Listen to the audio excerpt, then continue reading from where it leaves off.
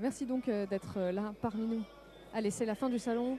Courage, il reste que quelques heures. Vous allez bientôt pouvoir rentrer chez vous. On va passer quelques minutes ensemble pour parler du coup de changement climatique et de prévention. Voilà.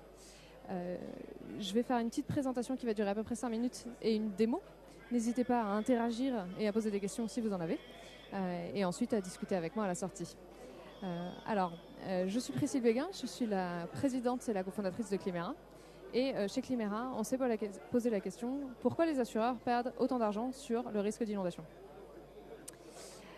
Et la réponse, c'est que le risque d'inondation, c'est extrêmement dur à modéliser et c'est encore plus dur à prédire. Et du coup, on perd beaucoup d'argent. Et la particularité, c'est qu'il est déjà présent. Le changement climatique est déjà là et on est déjà en train de perdre beaucoup plus d'argent qu'avant à cause du changement climatique et de son impact, notamment sur les inondations. Les risques évoluent et ils sont super complexes à projeter aujourd'hui. La plupart des assureurs et des gestionnaires de risques n'ont pas d'outils super sophistiqués et adaptés pour bien comprendre ces risques-là. Les pertes liées aux inondations augmentent chaque année de plus en plus. Et donc l'adaptation des territoires est ultra nécessaire et il faut la commencer maintenant. Il y a un vrai décalage entre le besoin qu'on a de compréhension et d'adaptation des territoires et la compréhension réelle et les outils qui sont déployés pour bien comprendre ce risque. Pour une petite info, ça c'est la base de données de risque de Paris qui est la plus à jour, elle date de 1999. Autant dire qu'elle ne prend pas en compte le changement climatique et qu'elle n'est pas à la hauteur des enjeux du risque d'inondation à Paris aujourd'hui. Alors qu'est-ce qu'on fait nous ?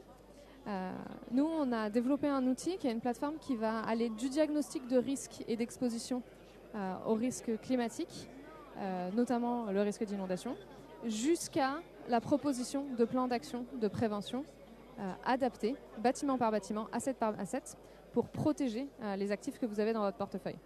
Ça se base notamment sur les simulations que vous voyez derrière moi. Donc la petite vidéo très jolie là, c'est une sortie directe de nos moteurs de simulation qui simulent en 3 dimensions à très large échelle et en très haute résolution la façon dont les inondations se projettent dans l'environnement.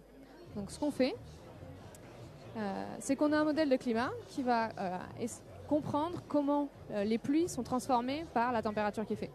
En fonction des différents modèles climatiques du GIEC, on va regarder comment la pluie est transformée par le modèle climatique et on va pousser cette information à notre modèle d'exposition qui est donc notre modèle 3D, la petite vidéo que vous avez vue tout à l'heure.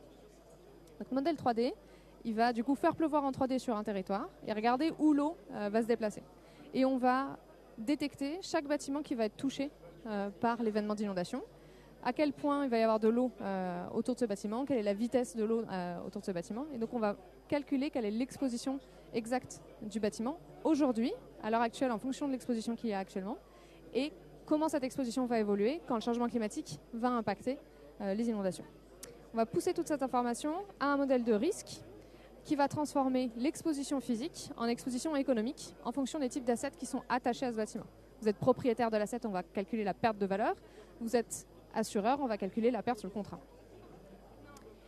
Toutes ces informations, on les renvoie à une plateforme qui peut être distribuée soit en SaaS, soit en API, qui va vous permettre d'analyser ces données par rapport à vos portefeuilles d'actifs, les adresses qui vous intéressent sur votre territoire, et qui va trouver pour chaque asset les stratégies de prévention qui sont adaptées à son exposition et à la place qui est disponible pour pouvoir les déployer. On va regarder comment on peut protéger les assets, combien ça coûte à déployer, et si c'est rentable ou pas par rapport à la durée de vie des contrats qu'il y a dessus. Le but du jeu, c'est qu'en quelques clics, vous puissiez passer du diagnostic de l'exposition de votre portefeuille à votre plan d'action de prévention sur les prochaines années et au budget qu'il vous faut déployer pour pouvoir mettre en sécurité vos actifs à long terme.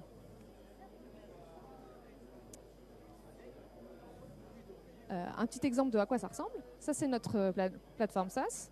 Donc, vous pouvez taper une adresse directement dans le site, avoir l'intégralité de l'analyse du site, son exposition actuelle au risque, son exposition future, avec des petites données rigolotes comme par exemple 0,99 mètres d'eau ici à cette adresse.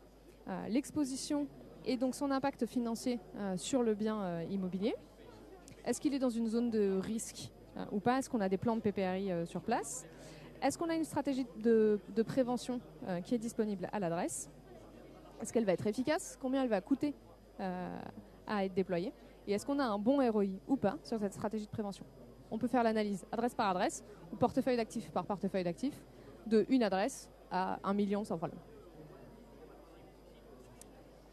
Et donc, directement, vous pouvez extraire cette donnée-là et construire votre plan de prévention facilement avec des tableurs qui sont adaptés à vos portefeuilles d'actifs. Quelques cas d'usage. En assurance, évidemment, on va travailler sur l'exposition des portefeuilles actuels et futurs. On va pouvoir cibler et travailler sur les ROI des stratégies de prévention, vérifier que vos stratégies sont adaptées aux risques de vos portefeuilles et de vos clients. Et puis, on va faire du conseil en MRE sur les actifs qui sont particulièrement sensibles, qui ont de la perte au mètre carré qui sont très élevées. On va pouvoir cibler ces clients spécifiques et les accompagner dans leur plan de prévention à long terme pour qu'eux puissent se mettre en sécurité et que vous puissiez réduire votre exposition économique. On va évidemment adapter ces outils-là aux collectivités pour comprendre mieux leur exposition aujourd'hui et demain et construire des plans de prévention à l'échelle des collectivités entières. Et on travaille évidemment avec le corporate directement pour travailler sur leur plan de prévention et optimiser leur ROI sur les plans de prévention de la même manière. Ok, est-ce que tout le monde a suivi jusque-là? Je n'ai perdu personne? Formidable. Alors on passe à la démo. Attention, ça va être interactif. Hop. Alors voici une démo. Alors je suis désolée, j'ai pas pris les données de Niort. Voilà, my bad. Ici on est à Dunkerque et on se pose la question, est-ce que Dunkerque va vraiment être sensible au changement climatique? Qui pense que oui? Ok, donc on a quand même pas mal d'optimistes. La moitié de la salle est optimiste. Dunkerque n'est pas sensible au changement climatique. Alors ici, on est sur la donnée du risque historique sur Dunkerque. On a un portefeuille de MRH. On a à peu près 500 adresses à Dunkerque. Okay, donc vous avez votre portefeuille de 500 adresses et vous vous posez la question, est-ce que mon portefeuille il est solide ou pas? Vous regardez les données. Historiquement, vous dites, franchement, j'ai 4 maisons qui sont vaguement un poil dans la merde, un peu en rouge. J'ai bien fait mon travail. J'ai un portefeuille d'actifs MRH super solide. Ok, et bien maintenant, on va monter la température. Alors, je vous propose le scénario du GIEC numéro 2, le 4.5 horizon 2050, ou le numéro 5, le 8.5 horizon 2050. Qui pour le numéro 2? 1, 2, 3, 4, 5, 6. Qui 7? Oh là. Qui pour le numéro 8? 1, 2, ok. Donc vous êtes optimiste, vous pensez que ça ne fera que 4,5 degrés supplémentaires. Et on y va. Bon ben voilà, dans 25 ans, vous avez... combien? Les 75% de votre portefeuille qui est passé en rouge. Mauvaise nouvelle. Dunkerque est sensible au changement climatique. Ceux qui ont levé la main avaient raison. Alors, qu'est-ce qui se passe? Ici, on analyse le risque de submersion marine. En 2050, avec ce petit scénario du GIEC, on garde 40 cm d'eau au niveau de la mer. Et s'il y a une jolie tempête, on perd la marge qu'on avait avant. Et donc, une très grosse partie de Dunkerque se retrouve inondée. Pour donner une petite impression, ici, il va y avoir 3,35 mètres d'eau. Donc ce n'est pas les pieds dans l'eau, hein, c'est la tête et le reste du buste. Hein. Donc on va avoir un sérieux problème. Dans notre petit outil, on va pouvoir analyser donc l'intégralité de notre portefeuille par catégorie de risque. Catégorie 0, il n'y a pas d'impact. Catégorie 7, évacuez tout s'il vous plaît. Il y a plus de 2 mètres d'eau.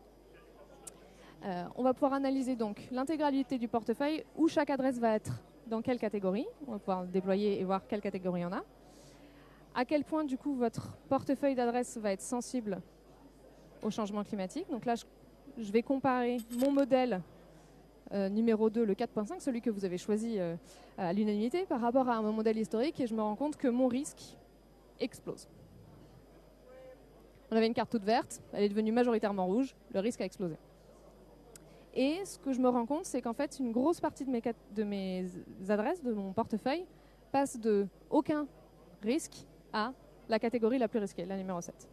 Alors, la bonne nouvelle, c'est qu'on a un volet de prévention, et donc on va pouvoir directement aller regarder quelles adresses on peut protéger, avec quelle stratégie.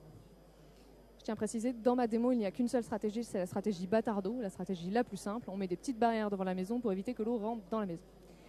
Ici, on teste un bâtard d'eau qui fait 1,50 m de haut et on regarde quel pourcentage de notre portefeuille d'adresses est compatible avec cette stratégie de prévention, à quel point on va pouvoir le protéger et à quel point ça va être efficace.